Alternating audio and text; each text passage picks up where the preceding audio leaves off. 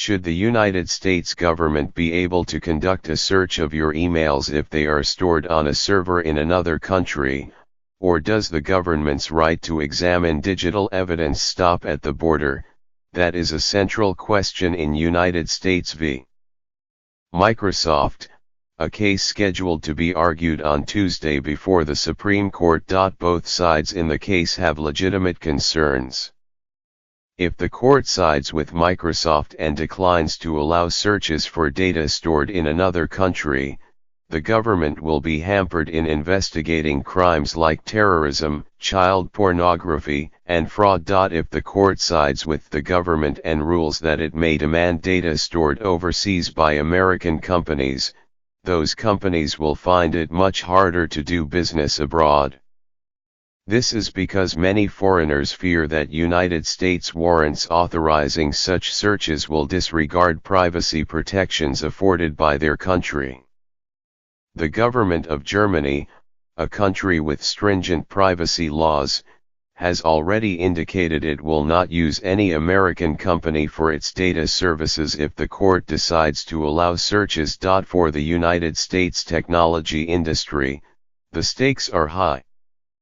Last year, the worldwide public cloud services market was estimated to be a $246.8 billion business. Most of the leading companies in this sector are American: Amazon, Microsoft, Google, Oracle, IBM. If other countries were to follow Germany's lead, the economic consequences could be severe. While a clarifying decision is needed in this particular case, nothing that the Supreme Court rules will solve the fundamental problem. The Stored Communications Act, a 1986 law that governs the storage and disclosure of electronic communications by third parties, is outdated. Congress needs to act to ensure that technology companies can flourish overseas while law enforcement has the right tools to gather evidence worldwide. The Supreme Court case goes back to 2013, when federal agents served a warrant on Microsoft, seeking email communications belonging to a drug trafficking suspect.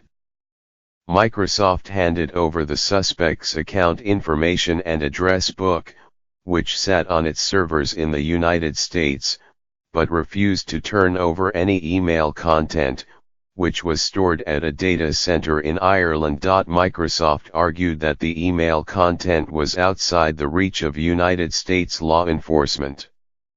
The government countered that because Microsoft could retrieve the data in Ireland with a click of a mouse, without leaving its headquarters in Redmond, Washington, the email content was within its reach.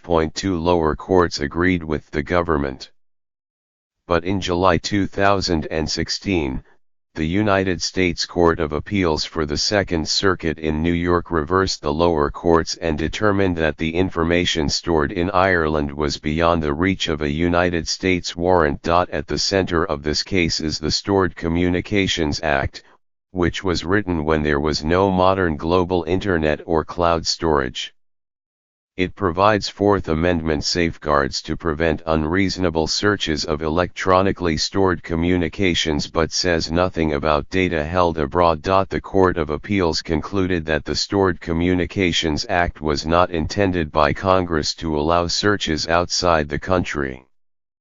The ruling followed the well-established principle that American courts generally do not apply United States law beyond its borders unless Congress intended so. But at least 4 federal courts have since refused to follow the ruling, mostly for practical, technology-driven reasons. The cases before those courts involved Google and Yahoo, which store data dynamically, breaking data into many small pieces and constantly shuttling it among storage centers in various countries to optimize performance and network efficiency. The text of an email might reside in Bulgaria, but the attachment in Spain. Does it make any sense to think of this email as located in a specific country overseas?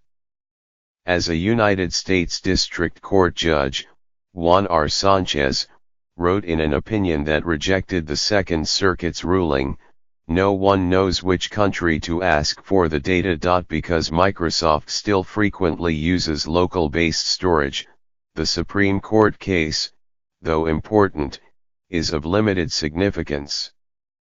The court has an opportunity to clarify the scope of the Stored Communications Act with respect to data stored statically outside the United States. When signing up for service, a Microsoft user indicates his or her country of residence, and Microsoft usually stores the user's data in a nearby data center. But the case does not address the more general question of the legal standards that govern information that crosses borders, and in particular, data stored dynamically. Only Congress can address that larger question, by writing an urgently needed new law. Even the Second Circuit appealed to Congress to step in. The International Communications Privacy Act, introduced last term in Congress, is a good place to start. It provides a framework by which United States law enforcement can obtain communications of both United States and foreign citizens, consistent with the privacy protections afforded by international law. The guiding principle should be that the reach of any new law is defined by the citizenship and geographical location of the individual whose data the government seeks, rather the physical location of the data.